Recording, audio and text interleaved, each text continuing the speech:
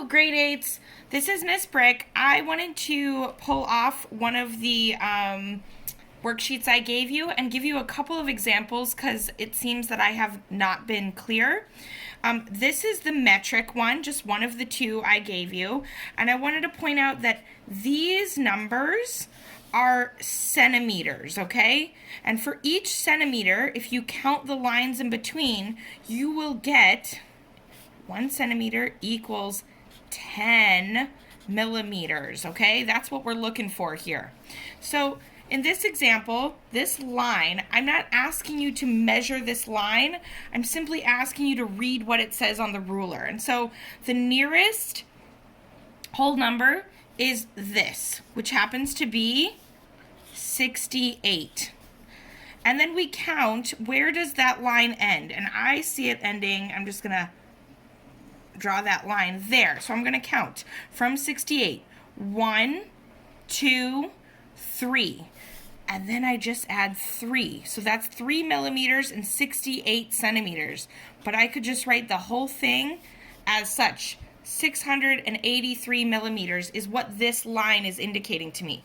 The line, of course, extends far beyond and it goes all the way to 0. We're going to do another one on this one so that everybody is very clear. Here's the end of the line. All right. Here's the nearest whole number. So we're going to put that down first. It's not 41, it's 40, and that would be 40 centimeters. And then how many millimeters? Well, here's our halfway point. So we know that's 5, 6, 7. 407 millimeters. That's it. That's all you need to do. And if I was to write it in centimeter format, it would be 40.7 cm. But you do not need to write that if you don't want to, because I'm only asking you for the millimeters, okay? Moving right along, this is a tape measure, which is often used in woodworking, and this is inches. This can be the confusing one, but I once again want to show you exactly how to do this worksheet.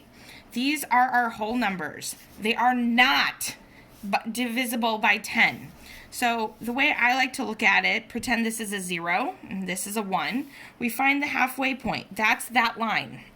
Then that halfway point gets divided again in half, here and here.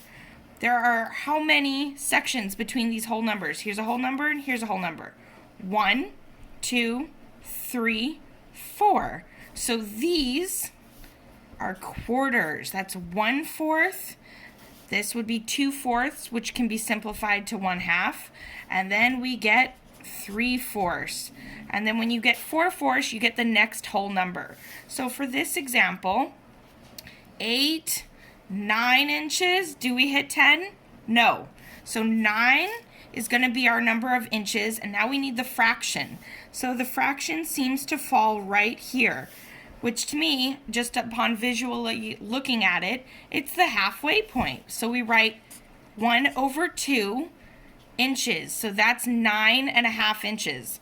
I'm going to do another one. Let's scoot down to number 4. This one can be a little bit tricky at times. Here's our halfway point. Divided again, you get those quarters. Does this line hit one of those quarters?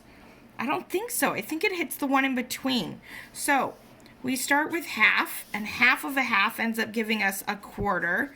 And if we cut that quarter in half again, you'll notice 2 times 2 is 4. 4 times 2 is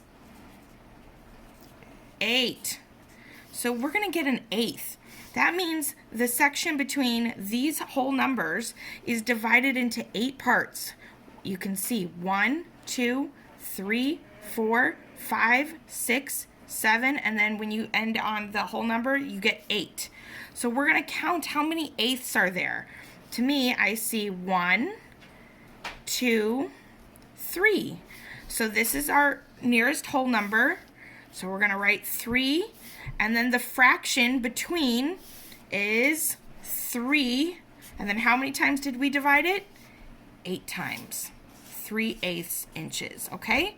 So that's how you do these worksheets. I hope that helps.